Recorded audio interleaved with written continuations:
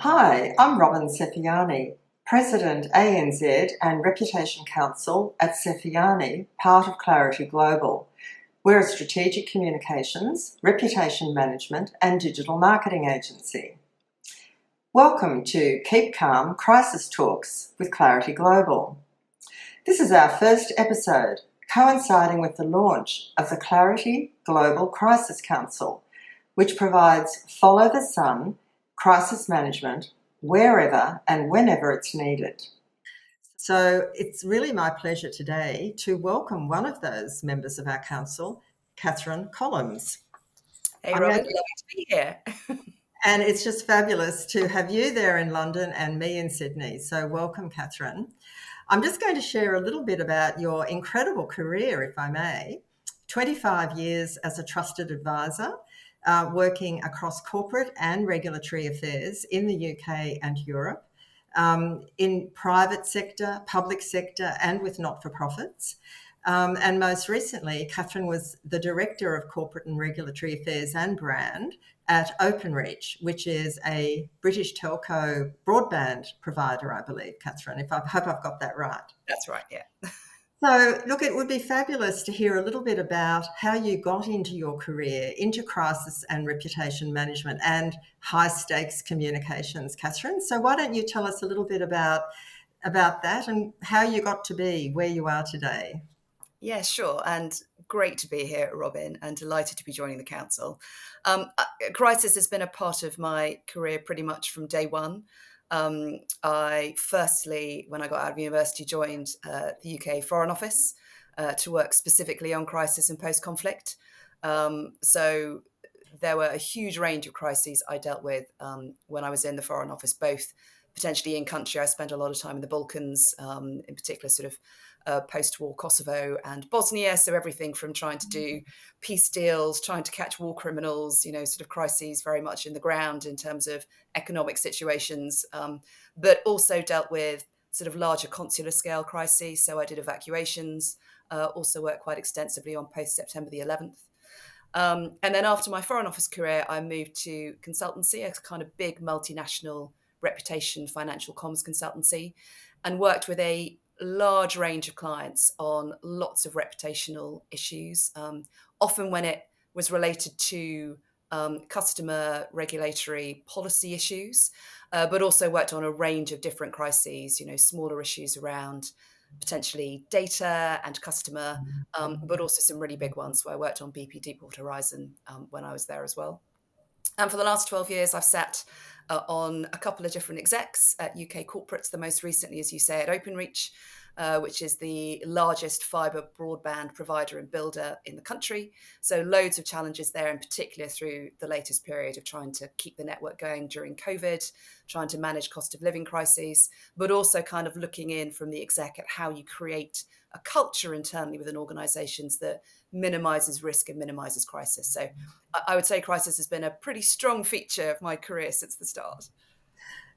Gosh, Catherine, there's so much to unpack there. I'm wondering where we start. Maybe because you've been doing crisis management and reputation management over 2 to 3 decades, what would you say are the biggest changes that you've noticed in the way either a crisis is handled or the type of advice you give or the way a crisis plays out, perhaps?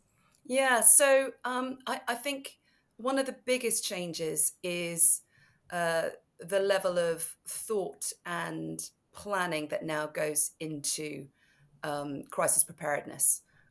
So, you know, you can anticipate crisis, and most crises are not entirely unexpected in terms of the shape of how they show up for a company, but they are nearly always unexpected in terms of the timing and Yeah. potentially the scale. And so I've definitely seen, in particular through the sort of consultancy side of my career, more and more companies investing in crisis preparedness and thinking through how you might manage that crisis in advance.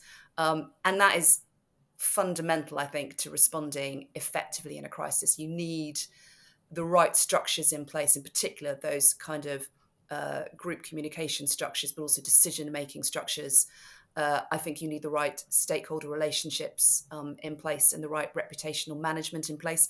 Trying to deal with the crisis, in particular, anything that turns into a sort of huge reputational crisis, just in situ, if you've not invested that time in advance to show you can be trusted, in particular as a company, and have shown how you deliver over time and those proof points, which stakeholders then believe you when you're going to say you're going to do something during a crisis, is really critical.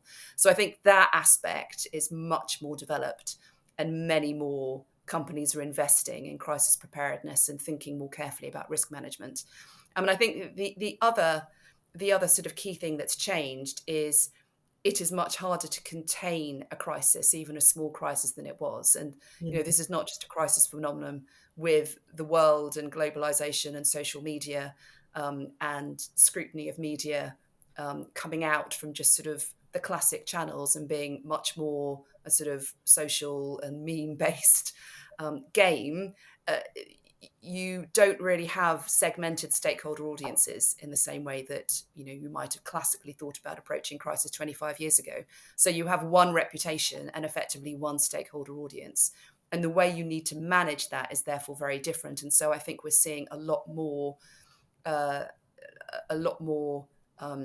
thought into the sort of trust and authenticity of messaging, and also who is fronting that messaging, and a lot more coming from the top rather than it potentially being a communications director sent out to sort of talk to media.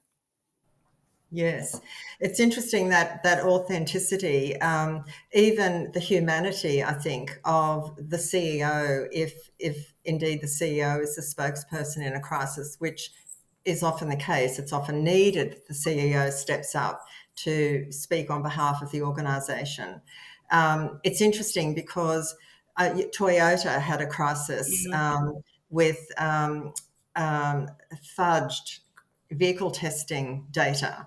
And I think two other organisations in Japan, auto companies, had the same situation. And the chair of Toyota, whose name is Mr. Toyoda, apologised in a characteristically Japanese way. He stood in front of a camera and bowed for quite a long time. And that was filmed and it went around social media around the world. And I thought that was a very human, very authentic, very culturally appropriate way for the leader of an organisation to apologise in a very heartfelt way. And on that cultural nuance, because you've worked in situations across borders, are you aware, or have you become aware of any nuances, either culturally, politically, media-wise, that you could share with us? Are there traps for the unwary if you're handling a crisis that's, let's say, in Europe and the UK or even beyond, in any of the experiences that you've had, Catherine? Yeah, look, I think there are definitely different expectations in different markets. So I think if you grow up in markets which have very high scrutiny, so potentially places like Australia, UK, America, you are very used to the kind of scrutiny you are going to get as a company, and in particular as senior management and the leadership in a crisis. I think there are other markets, Japan is an interesting one, and I think I remember that incident and when it happened, and I thought it was the right thing, but also a brave thing to do, to stand up and make the apology, but the right thing to do in that circumstance. There are other markets and communities which maybe are not expecting the same level of scrutiny potentially, but if you have customers across lots of different markets, it doesn't matter if your local market doesn't normally have that level of scrutiny, you are going to end up in a firestorm. So I think you sort of have to now treat the market as a global market effectively. And what you can't do is dial up and dial down communications. I think you basically have to talk to the highest common denominator of scrutiny. Now, what there definitely is subtlety and nuance in how you manage the broader range of stakeholders within different markets, in particular, how you might manage an EU market, not least because of rules and regulations, and how you'd manage the Commission potentially. And there are different legal characteristics, in particular, how you'd handle a crisis in America potentially versus the UK. So you might sort of have that single communication strand over the top, but you sort of need to think about the sort of stakeholder legal issues that sit underneath it. I think the lesson for me in having done multi-state crises is very much to why the council exists. You have to be always on. It doesn't matter where your home market is or where the majority of the customers are or the issue is, or potentially even where the listing is. Something can potentially go global very quickly. And what you can't afford to do is effectively go to bed and have the crisis overtake you because it's picked up in a different market. I mean, when I was working on BP Deepwater Horizon, which in itself is a pretty unprecedented crisis because for those who may not remember, not only was it an actual explosion on an oil rig, which resulted in deaths of those on the rig, which was obviously a huge sort of personal humanitarian catastrophe at the start, you then had an oil rig spewing oil into the Gulf of Mexico that could not be turned off for 6 months. So you had a live crisis with a live crisis feed that was continuing for 6 months. And so as a result, we basically, again, it sort of comes back to how you prepare for a crisis and the structure. We had multiple teams working at sort of different times and different hours that would hand over between the territories, because you had to work on a strategy here for the plan for the day and then effectively hand over the strategy and then vice versa and coordinate it. So I think that coordination and that wrap is really critical in today's crisis. Yes, indeed. And I think, as you say, that is the great benefit of the Clarity Global Crisis Council that we've formed, because we have people in all continents, in the northern and southern hemispheres. So we've got the time zones covered, but we've also got those cultural sensitivities covered. I mean, the other thing that's so top of mind for me is disinformation and misinformation, and how quickly that spreads on social media. And yesterday I was watching the American vice president debate, and it just brought to mind the first assassination attempt on Trump's life and the conspiracy theories that just abounded on social media. And it's very hard for people to know what the truth is. And I would say that that's probably another big trend that as crisis managers we face. So when we're trying to convey the facts of a situation, we've got so many other conspiracy theories or rumours and speculation. And that's where the vacuum just has to be filled so quickly, doesn't it? Yeah, and I think it comes back to that sort of point about preparedness. As you say, there is always going to be misinformation out there. I think the way you try to get over that is by having a trusted relationship with your stakeholders and your customers. And that can't be built in a crisis. That has to be built well in advance of crisis.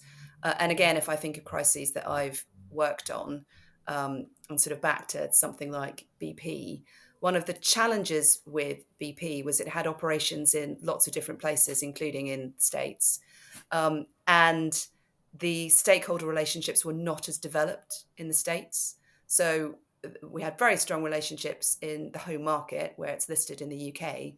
But it meant that when you had a crisis, you couldn't call up the people you really needed to and have those sort of honest, transparent conversations. And also what there wasn't was necessarily that kind of record of saying what you wanted to do, proving that you did what you said you were going to do, and therefore being trusted.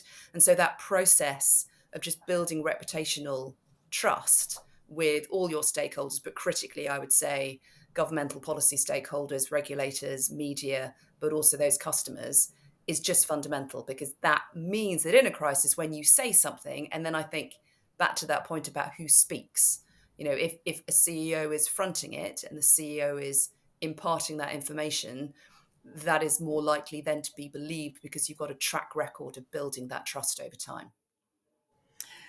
It's so true. And I mean, the role of the CEO is so important in a crisis, isn't it? When you take a crisis call, Catherine, and the adrenaline starts to pump, And the person on the other end of the phone is highly anxious. You know, they can see their own personal reputation, the reputation of their organisation at risk, maybe crumbling in front of their eyes. What do you say in those first few minutes on that conversation to maybe try and calm them down, to maybe try and take control of the situation as best you can? And what are the questions that you ask in those first few minutes of that initial crisis call that you get? So I think the first thing is to show you take it just as seriously as the person on the other end of the line. I mean, it is right that whoever is calling you is in that state of anxiety and stress because, if you are heading into a crisis, some of which could potentially, have huge reputational damages for the company, it is impacting that company's employees, potentially sometimes there might be fatalities or something associated to it. So I think showing empathy in the seriousness of the situation and that you are alongside that person is really important. At the same time, you need to be able to stand back and be objective. And I think that objectivity and that ability to ask questions, challenge in a constructive and supportive way, but to also be the voice of the stakeholder and be the voice of the customer in that situation. So those are the first initial questions I ask. And as we all know, speed is critical in a crisis. But there are also examples of people or companies feeling pressured into going out and saying stuff too quickly when they don't necessarily know and have established what's going on. So the first fundamental things for me are about understanding what has happened. So those first conversations I have with clients, and again, when I was working internally as a director of corporate affairs, it's rapid and accurate information gathering. You need to understand as much as you can about the situation. And if you don't know, you need to work out ways to find out what you don't know as rapidly as possible, because the crisis can derail very quickly, and it can derail because you overplay potentially or underplay the seriousness of the crisis. That's so interesting. And I wonder if there's an example, because I'm thinking about judgment plays such a big part, doesn't it, in crisis management? Because when we gather the facts, find out who's impacted, who knows, who needs to know, what do we need to share? I can think of a telecoms company here in Australia where there was an outage last year, and some months ago, half of Australia lost mobile coverage, individuals and businesses, and the company was silent. We didn't know what was happening, and there was just a vacuum in information. So the Federal Minister for Communications got on breakfast TV to say, the company's telling us nothing, so I'm going to fill the void, and this is what I know, and I'm calling on the company to step up and tell Australians what's going on and when it's going to be fixed. So in that case, the company was too slow. Unfortunately, it became such their lack of response became the crisis, Yes. and the CEO had to resign shortly thereafter. Have you got an example you can think of where the timeliness, either saying too much or not enough, became the crisis itself? Yeah, and ironically, it's a telecoms example, so Oh, I'm not sure whether it's just telecoms that this happens in. As you say, I think you can get lots of things right and lots of the elements in place right, but those judgment calls about what you say and when, and how you are responding to that pressure when there's scrutiny is fundamental. So again, another sort of big retail telco in the UK. This was back in 2015, I think it was, but the company had a data breach. And so customer data, personal data, potentially bank details were stolen. And the real challenge was the company didn't know the scale of the problem. And they did, again, if you look at the playbook, they did a lot of it right. The CEO fronted it. They took responsibility. They came out early and discussed the problem. the real challenge was because they didn't know the size of the issue. They erred on the side of caution, which again, if you're in the middle of it, you can discuss whether that was right or not. But they decided to tell all of their customers, so 100% of their customers, that their details may have been stolen, and they did it by going on national television. And it turned out in the end that it was actually only 4% of customers. Oh my So goodness. the challenge is that they'd gone out, had created a crisis by talking to every single customer. Yes. Um, and it also felt then like it was a much bigger crisis. It felt like it could be an act of state terrorism, as opposed to what it turned out to be, which was 4 teenagers in a back bedroom. Now, what is very difficult is you don't necessarily have that information at the time, and they're actually being criticised at the time for being too late in going out, and I think they'd taken 24, maybe 48 hours to come out and make some of the statements. But you need to make these very careful judgment calls about what to communicate and how much to communicate, and potentially in this case, by going out with too much. Again, that turned itself into a crisis, which they couldn't recover from because it looked like it was much bigger than it was. And obviously, when a crisis like that is playing out, having access to really great digital tools and social media monitoring to be testing what's being said, and also being able to measure the sentiment of stakeholders, because that can also help inform the crisis counsellor on, do we need to say more? Do we not need to say that yet? And that's, again, where judgment comes into play, but it's informed by the insights that you're able to glean from your social and digital monitoring. No, I completely agree. That kind of social listening is fundamental as a piece of information to making judgments. A lot of crisis is about experience and having been through it and making a judgment call. As I said, Talk Group had effectively got all the right structures in place, done all the right things. You had an authentic CEO out there, and then there's a judgment call about what you do or don't say. And sometimes you get it right, and sometimes you don't. But having all that information that feeds into that ability to make experience calls is what makes the difference. Indeed. Thinking about trends and the types of crisis situations that you're seeing a lot of in your market, one thing we're noticing here in Australia is that probably the biggest type of crisis situation is caused by bad culture and bad behaviour within organisations.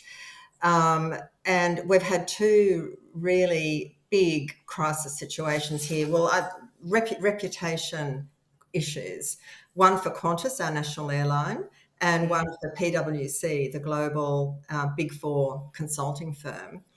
And both were really stemmed in bad decisions within the organisation based on bad culture. Now, both those brands had fabulous reputations, strong reputations built up over many, many years. And there's no doubt that an organisation that's built that bank of goodwill with customers, with government, with regulators, can withstand a crisis better than a company that does not have a good reputation.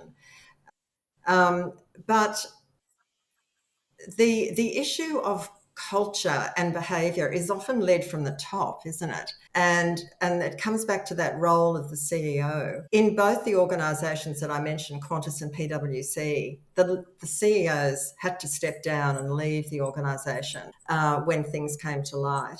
Have you seen in the UK a similar trend in corporate life or political life where poor culture or poor behaviour has indeed caused a major crisis and reputation issues for organisations? Yeah, definitely. And as you say, I think culture is at the root of many crises.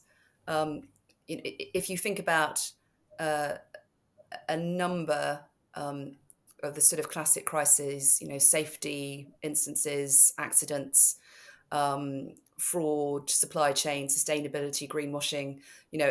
Another sort of big example from predominantly UK and America, back to that sort of internal manipulation of data point, was Volkswagen and the emissions scandal, Yes, yes, where 8.5 million cars had to be recalled from across Europe, because the culture internally basically allowed the manipulation of emissions data, which meant that it didn't meet European and US standards. But that comes down to the culture that you're embedding in the organization, which actually, it's interesting that often in these circumstances, a CEO has to step down.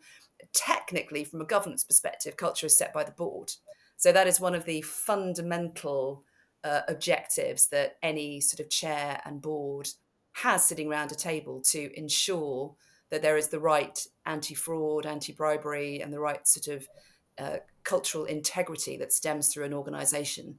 But that needs to be hardwired into the DNA of every company.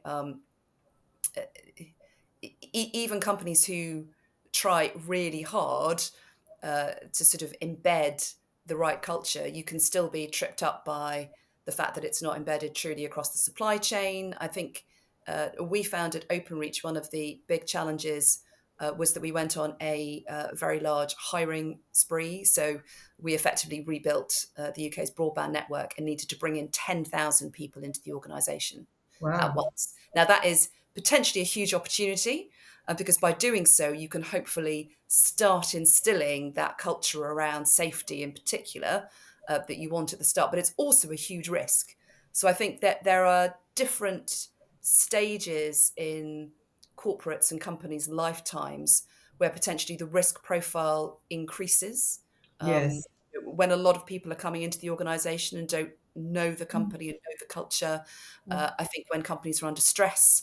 So I think the other thing we've seen a lot in terms of crises recently in the UK has been through COVID, but also post-COVID, when you come to cost of living crises. Utilities in particular are under huge scrutiny in the UK. Water and energy companies have lost huge amounts of brand trust because there is a sense that either from an energy perspective, there's been the previous administration used to talk about profiteering from energy companies during the energy crisis. But we've had fundamental failures in service and delivery in a lot of the other utilities. But there are phases where it is more likely you will have some kind of crisis because the company is under stress or people are trying to meet particular targets. So I think from a perspective of preparedness and thinking about how a board can help prepare for crisis as well, there are moments which are red flags, and you can then have slightly more scrutiny over how you are getting that culture right and how you're ensuring that that isn't being derailed because of some of the different parameters a company is operating under. and that risk profile is something that's very important, isn't it, to keep an eye on and to ensure that all organisations have a risk register. We often, when we first go into an organisation who's asked for help, I'll say to them, okay, I want to give you some homework before we meet.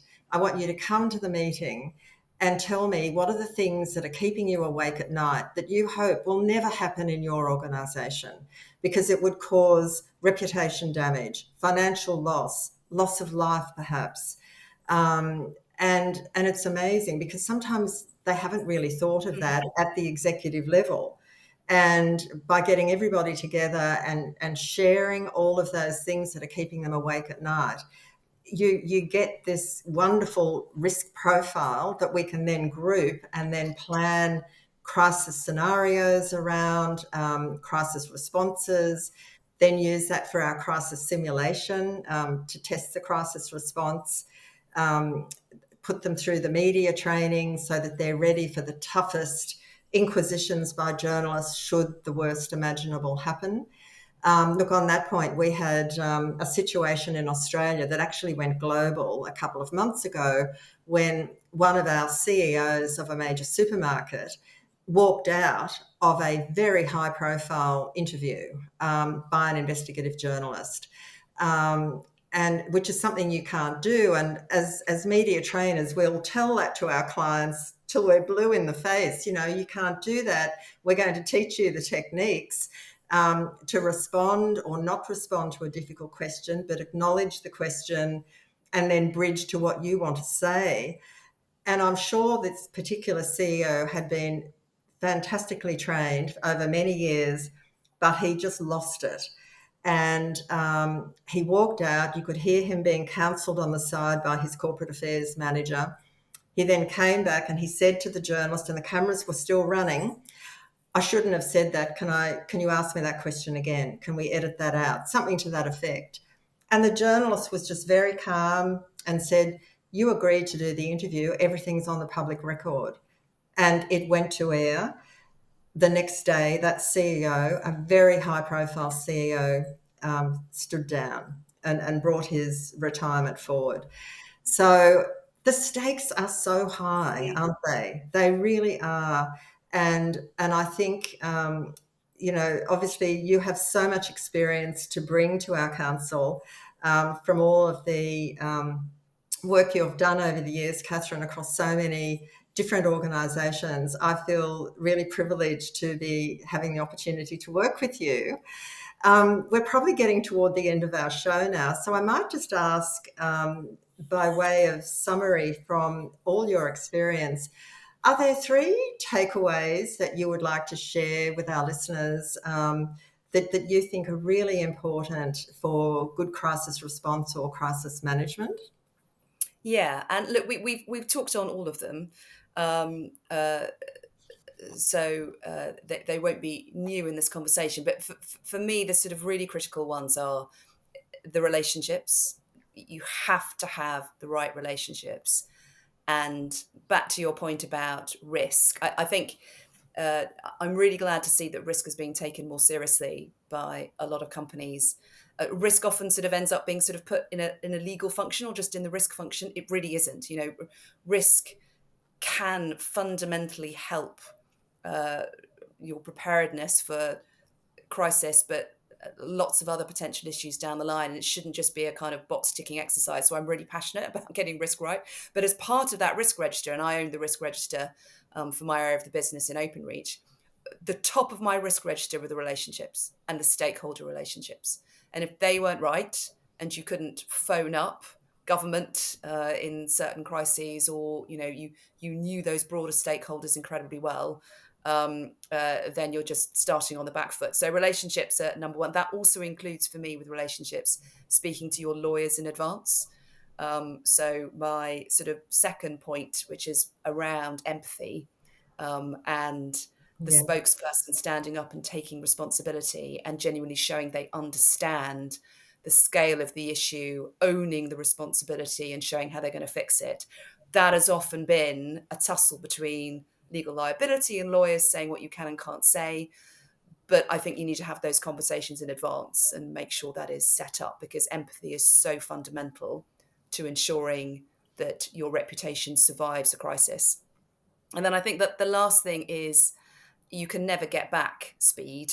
You have to have the plan in place. You have to know how you're going to respond, but you also need to be as clear as you possibly can on the information. Don't feel pressured into saying something too quickly.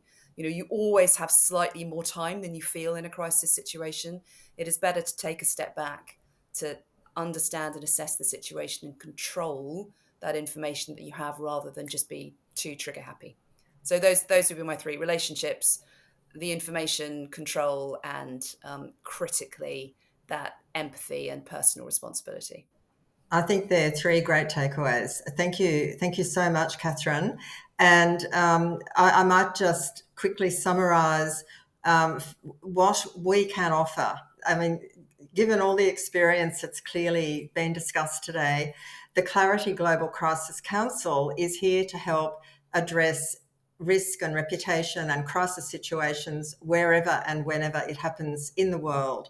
So our Follow the Sun service can extend to crafting a 360-degree crisis response, design a crisis preparedness workshop or a crisis simulation to test the response.